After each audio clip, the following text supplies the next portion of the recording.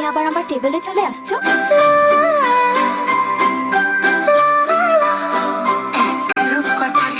আরে কোথায় নিয়ে যাচ্ছ আমাকে? সুষমা নামের একটা মেয়ে ছিল।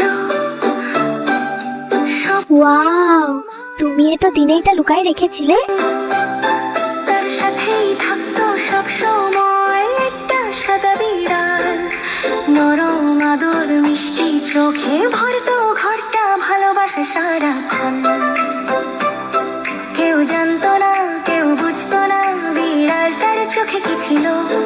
একটা জাদুর গোপন পথ চুপি সারে সে লুকিয়ে রাখছিল।